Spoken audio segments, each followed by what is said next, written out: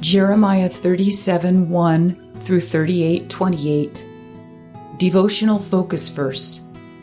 Ebed-melech went forth out of the king's house and spake to the king, saying, My lord the king, these men have done evil in all that they have done to Jeremiah the prophet, whom they have cast into the dungeon, and he is like to die for hunger in the place where he is, for there is no more bread in the city.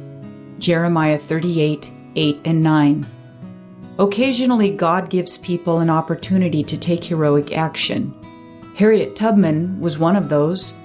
Born a slave in 1820, she was assigned to do housework when she was 5 years old and then later worked in the fields. At 15, she was injured by a heavy weight hitting her head as she blocked an overseer who was aiming for another slave. In 1849, she escaped from Maryland to Philadelphia, thereby gaining freedom. Before long, however, Harriet went back to help some of her family members escape. At great risk to herself, she became a conductor on the Underground Railroad, making 18 or 19 more trips back to help guide slaves to freedom. This was accomplished by using secret routes and staying in safe houses, the homes of abolitionists. When the Fugitive Slave Act was passed, Harriet Tubman again lost her official freedom and therefore had to operate more secretly. At one time, a reward of $40,000 was offered for her capture, but no one betrayed her. She is credited with guiding more than 200 slaves to freedom. The courageous woman was willing to repeatedly risk her life to use her opportunities to the greatest advantage. Today's text tells of a man who also took great personal risk for the sake of another person's life. When Ebed-melech found out that Jeremiah had been put in the cistern and would die there, he was willing to seek out King Zedekiah and plead Jeremiah's cause. Ebed-melech knew the hatred the court officials had for Jeremiah, so he was aware of the ramifications his actions might cause. Still, he had the courage to speak out and then to go and rescue the prophet. How about us? We probably have never helped lead a slave to freedom or rescued a prophet from a cistern. However, we are all called to be loyal to God and to stand for His word and principles. At times, this may involve some personal risk. Are we willing to be like Harriet Tubman and Ebed-melech and have the courage to follow our convictions? God has promised to be with us and give His grace if we will purpose in our hearts to fully follow Him. He can help us be strong in His cause. Background information. These two chapters detail events that transpired not long before Jerusalem fell. Zedekiah, the last king of Judah, was defiant, disobedient, wicked, and a coward. He was torn between Jeremiah's prophetic warnings and pressure from the people and his court officials. Because of these political influences, at times the very life of Jeremiah was in danger. In chapter 37, verse 3, King Zedekiah sent Jehucal and Zephaniah to Jeremiah, asking prayer for himself and the nation. Judah had been subject to Babylon, but then the Egyptian army under Pharaoh Hophra made advances northward. Upon hearing this news, the Chaldeans withdrew from Jerusalem, see verse 5, which lured the people of Judah into a false sense of security. Jeremiah's response to King Zedekiah remained the same. The message was that even if all the Chaldean army was wounded, Jerusalem would still be destroyed, see verse 10. Jeremiah endeavored to leave Jerusalem while the Chaldeans were temporarily gone, see verse 12. But was arrested by a guard who accused him of deserting and took him to the princes. These officials detested Jeremiah, so they beat and then imprisoned him. The words dungeon and cabins could be translated the dungeon cells. Jeremiah was in this despicable and unsanitary prison for many days, which began to take a toll on his health. Once again, King Zedekiah approached Jeremiah to see if he had any word from God concerning Judah, see verse 17. It seems the king was hopeful that God had changed his mind, but the message remained the same. Zedekiah must have felt some sympathy for Jeremiah because he had him placed into the court of the prison. In this area, Jeremiah could move about, and his friends could come to see him. Also, the king directed that he be given some food.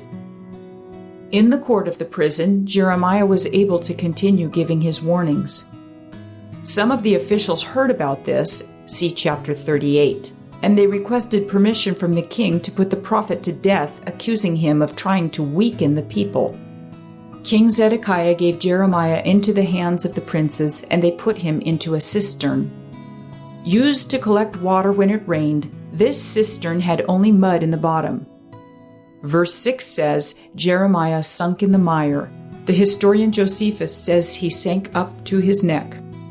The princes expected him to die there. Ebed-melech, a eunuch on the king's staff, found out about Jeremiah's situation. He went to Zedekiah at the gate of Benjamin. After receiving permission from the king, Ebed-melech took a group and rescued the prophet from the dungeon, using rags to cushion his arms while he was pulled from the mire's suction. He was returned to the court of the prison. King Zedekiah again approached Jeremiah for counseling. See verse 14. Jeremiah responded only after the king swore to protect him. In what was probably his last meeting with this king, Jeremiah's message remained consistent. Zedekiah was told to surrender to the Chaldeans and survive, or disobey God and face dire consequences. Zedekiah expressed his fear of the Jews, but Jeremiah told him emphatically that it would be far better to surrender. The king wanted this interview to remain secret, and Jeremiah cooperated with his request. Jeremiah lived in the court of the prison until the city of Jerusalem was taken. Conclusion. We want to be willing to stand for God in whatever situations He allows in our lives. He will give us the courage if we ask. Chapter 37. And King Zedekiah the son of Josiah reigned instead of Coniah the son of Jehoiakim, whom Nebuchadrezzar king of Babylon made king in the land of Judah. But neither he nor his servants, nor the people of the land, did hearken unto the words of the Lord, which he spake by the prophet Jeremiah. And Zedekiah the king sent Jehucal the son of Shelemiah, and Zephaniah the son of Maaseiah the priest, to the prophet Jeremiah, saying, Pray now unto the Lord our God for us. Now Jeremiah came in and went out among the people, for they had not put him into prison. Then Pharaoh's army was come forth out of Egypt, and when the Chaldeans that besieged Jerusalem heard tidings of them, they departed from Jerusalem. Then came the word of the Lord unto the prophet Jeremiah, saying, Thus saith the Lord, the God of Israel, Thus shall ye say to the king of Judah that sent you unto me to inquire of me, Behold, Pharaoh's army which is come forth to help you shall return to Egypt into their own land, and the Chaldeans shall come again and fight against this city, and take it, and burn it with fire. Thus saith the Lord, Deceive not yourselves, saying, The Chaldeans shall surely depart from us, for they shall not depart. For though ye had smitten the whole army of the Chaldeans that fight against you, and there remained but wounded men among them, yet should they rise up every man in his tent, and burn this city with fire. And it came to pass that when the army of the Chaldeans was broken up from Jerusalem for fear of Pharaoh's army, then Jeremiah went forth out of Jerusalem to go into the land of Benjamin, to separate himself thence in the midst of the people. And when he was in the gate of Benjamin, a captain of the ward was there, whose name was Irijah, the son of Shelemiah, the son of Hananiah. And he took Jeremiah the prophet, saying, Thou fallest away to the Chaldeans. Then said Jeremiah, It is false, I fall not away to the Chaldeans. But he hearkened not to him. So Irijah took Jeremiah and brought him to the princes. Wherefore the princes were wroth with Jeremiah, and smote him, and put him in prison in the house of Jonathan the scribe, for they had made that the prison. When Jeremiah was entered into the dungeon and into the cabins, and Jeremiah had remained there many days, then Zedekiah the king sent and took him out, and the king asked him secretly in his house, and said, Is there any word from the Lord? And Jeremiah said, There is. For, said he, thou shalt be delivered into the hand of the king of Babylon.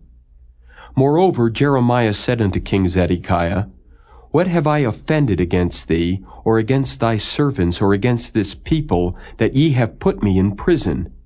Where are now your prophets which prophesied unto you, saying, The king of Babylon shall not come against you, nor against this land? Therefore hear now, I pray thee, O my lord the king. Let my supplication, I pray thee, be accepted before thee, that thou cause me not to return to the house of Jonathan the scribe, lest I die there. Then Zedekiah the king commanded that they should commit Jeremiah into the court of the prison, and that they should give him daily a piece of bread out of the baker's street, until all the bread in the city were spent. Thus Jeremiah remained in the court of the prison. Chapter 38. Then Shephatiah the son of Mattan, and Gedaliah the son of Pashur, and Jucal the son of Shelemiah, and Pashur the son of Malchiah, heard the words that Jeremiah had spoken unto all the people, saying, Thus saith the Lord, He that remaineth in this city shall die by the sword, by the famine, and by the pestilence. But he that goeth forth to the Chaldeans shall live, for he shall have his life for a prey, and shall live. Thus saith the Lord, This city shall surely be given into the hand of the king of Babylon's army, which shall take it. Therefore the princes said unto the king, We beseech thee, let this man be put to death. For thus he weakeneth the hands of the men of war that remain in this city, and the hands of all the people, in speaking such words unto them. For this man seeketh not the welfare of this people, but the hurt. Then Zedekiah the king said, Behold, he is in your hand, for the king is not he that can do anything against you. Then took they Jeremiah and cast him into the dungeon of Malchiah, the son of Hamelech, that was in the court of the prison. And they let down Jeremiah with cords. And in the dungeon there was no water, but mire. So Jeremiah sunk in the mire. Now when Ebed-melech the Ethiopian, one of the eunuchs which was in the king's house, heard that they had put Jeremiah in the dungeon, the king then sitting in the gate of Benjamin, Ebed-melech went forth out of the king's house, and spake to the king, saying, My lord the king, these men have done evil in all that they have done to Jeremiah the prophet, whom they have cast into the dungeon. And he is like to die for hunger in the place where he is, for there is no more bread in the city.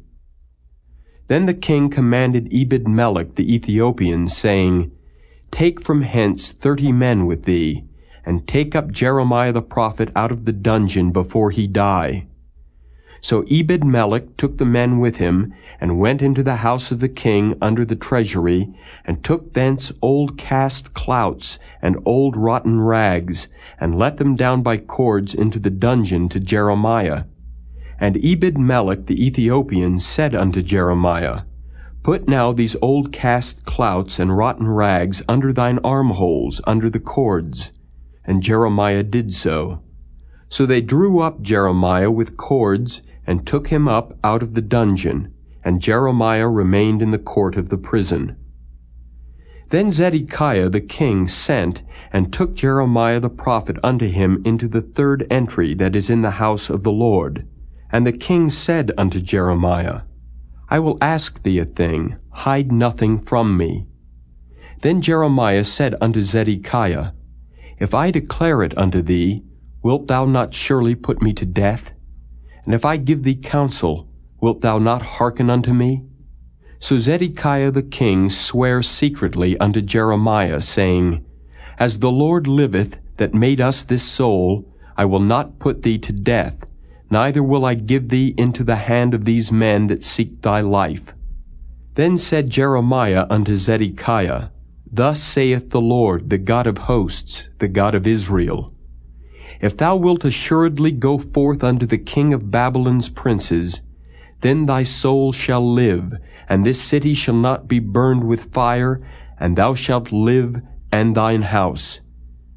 But if thou wilt not go forth to the king of Babylon's princes, then shall this city be given into the hand of the Chaldeans, and they shall burn it with fire, and thou shalt not escape out of their hand. And Zedekiah the king said unto Jeremiah, I am afraid of the Jews that are fallen to the Chaldeans, lest they deliver me into their hand, and they mock me. But Jeremiah said, They shall not deliver thee. Obey, I beseech thee, the voice of the Lord which I speak unto thee. So it shall be well unto thee, and thy soul shall live. But if thou refuse to go forth, this is the word that the Lord hath showed me. And behold, all the women that are left in the king of Judah's house shall be brought forth to the king of Babylon's princes. And those women shall say, Thy friends have set thee on, and have prevailed against thee. Thy feet are sunk in the mire, and they are turned away back. So they shall bring out all thy wives and thy children to the Chaldeans, and thou shalt not escape out of their hand, but shalt be taken by the hand of the king of Babylon, and thou shalt cause this city to be burned with fire. Then said Zedekiah unto Jeremiah, Let no man know of these words, and thou shalt not die. But if the princes hear that I have talked with thee, and they come unto thee and say unto thee, Declare unto us now what thou hast said unto the king, hide it not from us, and we will not put thee to death. Also what the king said unto thee. Then thou shalt say unto them, I presented my supplication before the king, that he would not cause me to return to Jonathan's house to die there. Then came all the princes unto Jeremiah, and asked him. And he told them according to all these words that the king had commanded. So they left off speaking with him, for the matter was not perceived. So Jeremiah abode in the court of the prison until the day that Jerusalem was taken, and he was there when Jerusalem was taken.